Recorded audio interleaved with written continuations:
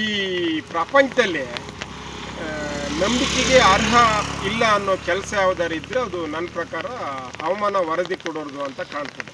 ಯಾಕೆ ಗೊತ್ತಾ, ನಿನ್ನ ಮೊನ್ನೆ ಎಲ್ಲ ಹೇಳ್ಯಾರೆ ಮಳೆ ಒಂದು 4 ದಿನ ಲೇಟು, ಇನ್ನೂ ಬಿಸಿಲು ಮುಂದುವರಿತದೆ ಅಂಥೇಳಿ.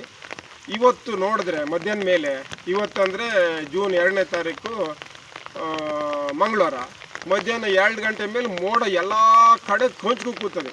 ಮಳೆ ಥೇಟು ಜೂನ್ ತಿಂಗಳಲ್ಲಿ ಹೆಂಗೆ ಜಿಟಿ ಜಿಟಿ ಬರಬೇಕಿತ್ತು ಅದು ಬತ್ತದೆ. ಇವ್ರು ನಂಬ್ಕೊಂಡು ನಾವು ಯಾವ ಕೆಲಸ ಹೆಂಗೆ ಮಾಡೋದು ಅಂತ.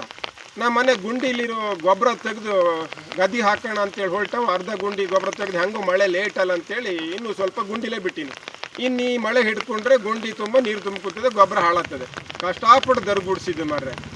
ಮತ್ತು ಈ ತೋಟದ ಕಪ್ಪು ಅಷ್ಟೇ, ಒಂದೇ ಸರಿ ದಮ್ ಕೊಟ್ಕೊಂಡು ಹೆಂಗೆ ಹೆರ್ಸೋದು ಬೇಡ, ಹೆಂಗೂ ಮಳೆ ಲೇಟಲ್ಲ ಅಂತೇಳಿ ಒಂದು 2 ದಿನ ಬಿಟ್ಟು ಹೆರ್ಸೋಣ ಅಂತ ಇದ್ದೆ.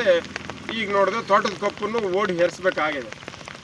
ಕೊಡೆ ತಗೊಂಡ್ಲ ಅಲ್ಲಿ ನೋಡಿ, ನನ್ನ ಗಾಡಿ ಟಾರ್ಪಲ್ ಕೂಡ ಇನ್ನೂ ಹಾಕಲ್ಲ ಅಂತೀನಿ. ಒಂದು 2 ದಿನ ಬಿಟ್ಟು ಹಾಕೋಣ ಅಂದ್ಕೊಂಡಿದ್ದೆ. ಈ ವರ್ಷ ಹಿಂಗೆ ಇವರು ಮಳೆ ಬರ್ತದೆ ಅಂದರೆ ಬಿಸಿಲು ಬರ್ತದೆ, ಬಿಸಿಲು ಬರ್ತದೆ ಅಂದರೆ ಮಳೆ ಬರ್ತದೆ. ಇವರಿಗೆಲ್ಲ ನಾವೆಲ್ಲ ಸೇರ್ಕೊಂಡು ಏನೋ ಮಾಡಬೇಕು. ಇವರಿಗೆಲ್ಲ ಸಂಬಳ ತಗೊಂಡು ಈ ಥರ ವರದಿ ಕೊಡ್ತಾರೆ ಅಥವಾ ಪುಕ್ಕಟೆ ಕೊಡ್ತಾರೆ ಗೊತ್ತಿಲ್ಲ. ಪುಕ್ಕಟೆ ಕೊಡ್ತಾರೆ ಸಾಯಲಿ, ಸುಳ್ಳು ಸತ್ಯನ. ಆದರೆ ಸರ್ಕಾರ ಸಂಬಳ ತಗೊಂಡು ನಮ್ಮ ಟ್ಯಾಕ್ಸ್ ದುಡ್ಡಲ್ಲಿ ಏನಾದರೂ ಇವರು ವರದಿ ಕೊಡೋದಾದರೆ ಇವ್ರಿಗೆ ಸ್ವಲ್ಪ ನಾವು ಏನಾದರೂ ಹೇಳಬೇಕು. ಪ್ರತಿ ಸರಿನೂ ಬರೀ ಸುಳ್ಳೆ ಇಲ್ಲ, ಅವ್ರು ಹೇಳೋದೊಂದು ಆಗೋದೊಂದು. ಸ್ವಲ್ಪನಾದರೂ ಅವ್ರು ಹೇಳೋ ಪ್ರಕಾರನೇ ಆಗ್ತದ, ಅದು ಭಾಳ ಕಮ್ಮಿ.